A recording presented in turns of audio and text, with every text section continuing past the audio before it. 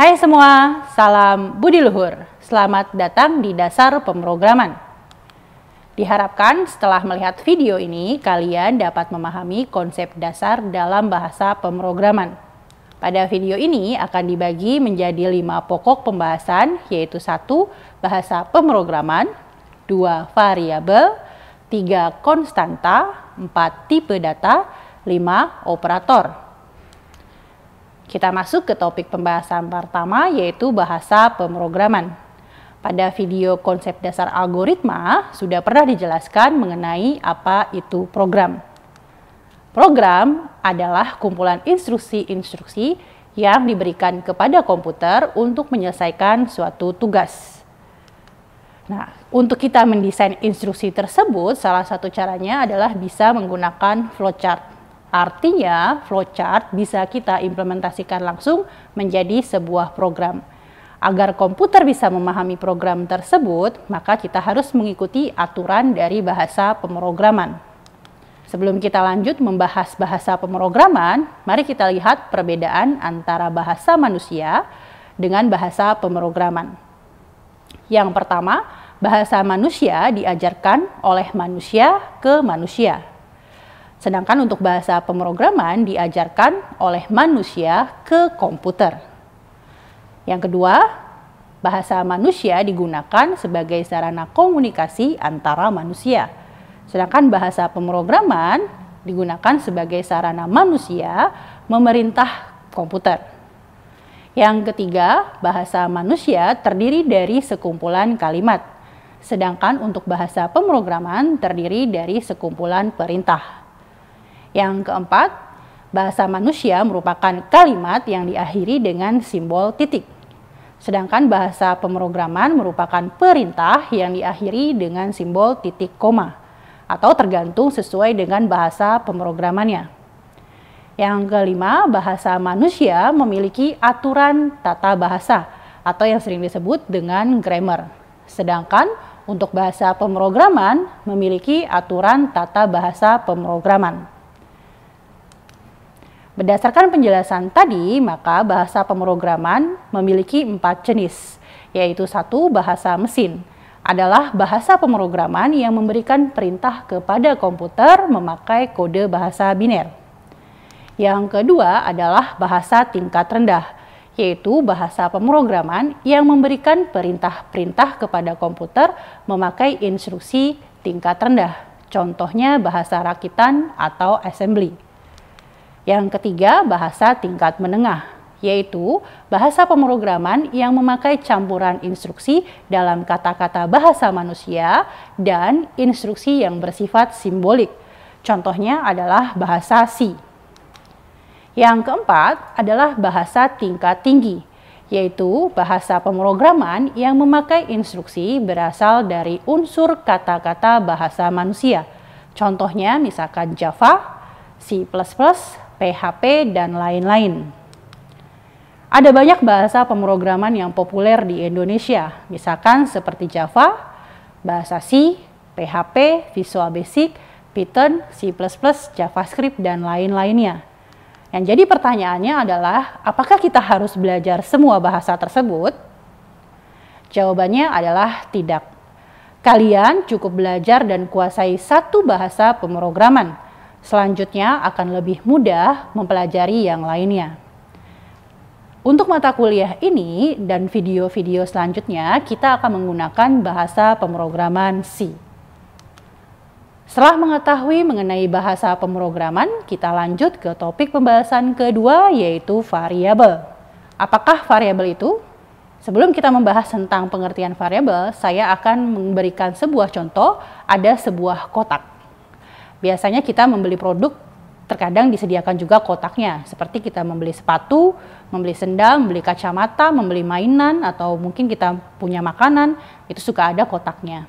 Nah, terkadang kotak tersebut ya kita bisa gunakan kembali untuk menyimpan barang-barang yang lain. Misalkan kita ada box sepatu yang bisa kita gunakan untuk menyimpan buku, kertas, atau sebagai macamnya.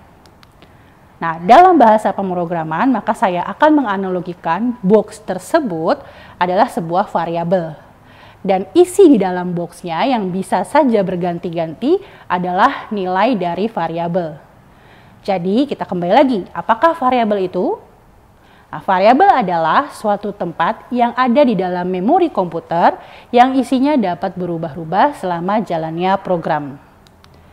Nah, dalam bahasa pemrograman, jika ingin menggunakan variabel tersebut, maka harus memberikan nama variabel tersebut.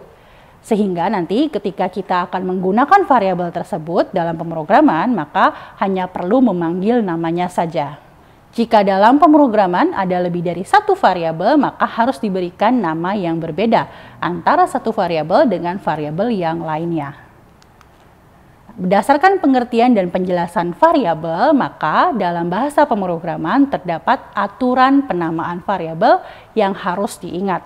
Yang pertama, variabel tidak boleh menggunakan reserved word, keyword, dan function, yaitu kata-kata yang sudah ada di dalam bahasa pemrogramannya. Yang kedua, variabel dapat terdiri dari huruf dan angka, dengan syarat karakter pertama harus huruf, tidak boleh angka. Yang ketiga, variabel memiliki panjang tertentu sesuai dengan kegunaannya untuk menyimpan nilainya. Misalkan untuk bahasa C, maksimumnya adalah 32 karakter. Yang keempat, variabel tidak boleh mengandung spasi dan simbol khusus, kecuali simbol underscore atau garis bawah. Yang kelima, setiap bahasa pemrograman memiliki aturan khusus penamaan variabel. Istilahnya adalah case sensitif jika ternyata bahasa pemrograman tersebut huruf besar dan huruf kecil merupakan hal yang berbeda. Kemudian untuk case insensitif, jika bahasa pemrograman tersebut huruf besar dan huruf kecilnya dianggap adalah sama. Kita lihat contoh nama variabel berikut. Terdapat variabel A1 dan 1A. Di antara kedua variabel ini, mana yang benar? Yang benar adalah A1. Sedangkan 1A salah karena tidak sesuai dengan aturan, yaitu variabel tidak boleh diawali dengan angka. Kita lihat contoh nama variabel berikut. Terdapat variabel harga spasi satuan, harga dash satuan, harga underscore satuan, harga satuan tanpa spasi, dan underscore HS. Di antara penamaan variabel tersebut, mana yang benar? Yang benar adalah harga underscore satuan, harga satuan tanpa spasi, dan underscore HS. Sedangkan untuk harga spasi satuan, harga dash satuan merupakan salah karena tidak sesuai dengan aturan, yaitu tidak boleh menggunakan spasi dan simbol khusus dalam kasus ini adalah dash. Setelah membahas variabel, kita lanjut ke topik pembahasan ketiga, yaitu konstanta. Apakah konstanta itu? Mari kita kembali lagi ke analogi kita tentang kotak. Contohnya misalkan kotak perhiasan. Biasanya kotak perhiasan ditujukan untuk menyimpan perhiasan. Agar aman biasanya dikunci. Akan dibuka kalau misalkan kita ingin menggunakan perhiasan tersebut. Jadi intinya kotak tersebut memang khusus untuk perhiasan. Dalam bahasa pemrograman, maka saya akan menganalogikan kotak perhiasan tersebut adalah sebuah konstanta. Dan isi dalam kotak tersebut, misalkan perhiasannya, adalah nilai konstantanya. Jadi kita kembali lagi, apa itu konstanta? Konstanta adalah variabel yang nilainya tetap dan nilainya tidak dapat diubah selama program berjalan. Kita lanjut ke topik pembahasan keempat, yaitu tipe data. Apakah tipe data itu? Untuk bisa memahami dari tipe data, mari kita kembali lagi ke analogi kita, yaitu tentang kotak. Tadi sudah dijelaskan setiap kotak itu bisa menampung sesuatu. Misalkan kotak sepatu bisa saja kita isi dengan sepatu, dengan buku, dengan sendal, dengan kertas, atau dengan yang lainnya. Kemudian kotak perhiasan bisa kita isi dengan perhiasan.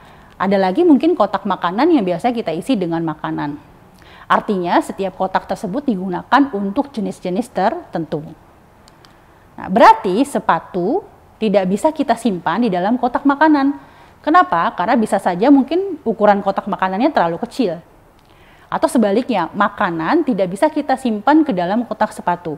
Ya mungkin bisa saja karena tidak sesuai dengan jenisnya, di mana kotak sepatu biasanya dibuatnya dari kardus.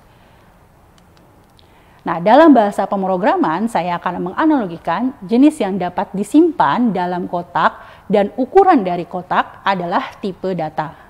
Sehingga, dalam bahasa pemrograman, ketika memilih tipe data, maka harus memperhatikan ukuran dan jenis data yang akan kita simpan ke dalam variabel. Sesuaikan dengan kebutuhannya seperti apa. Nah, berdasarkan penjelasan tersebut, maka ada 4 jenis data dalam bahasa pemrograman. Yang pertama, tipe karakter. Adalah karakter tunggal yang biasanya diapit dengan kutip tunggal.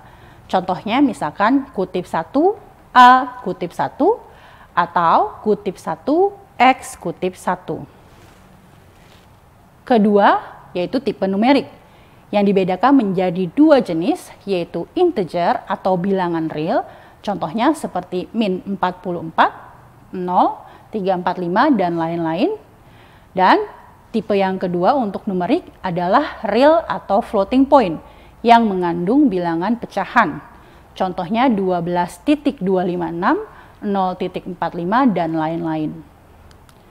Ketiga yaitu tipe string, adalah kumpulan karakter yang bisa diapit dengan kutip ganda.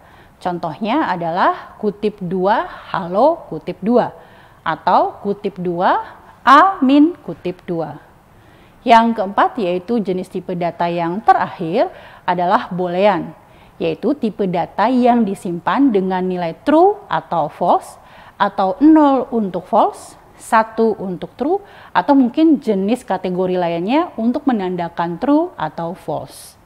Kita lanjut ke pembahasan topik terakhir yaitu tentang operator. Kita lihat ilustrasi berikut. Ada ilustrasi 1 ditambah 2. 1 dan 2 dinamakan operan, sedangkan plus dinamakan dengan operator. Berdasarkan ilustrasi tersebut, maka bisa kita tarik kesimpulan, operator adalah simbol khusus yang digunakan untuk menjalankan sebuah operasi yang biasanya diletakkan di antara 2 operan. Berdasarkan ilustrasi tadi, maka terdapat 6 jenis operator dalam bahasa pemrograman. Yang pertama yaitu operator penugasan. Pada umumnya, operator penugasan menggunakan simbol sama dengan. Contohnya seperti A sama dengan 10, N sama dengan A ditambah 5. Operator kedua yaitu operator aritmatika yang digunakan untuk perhitungan aritmatika.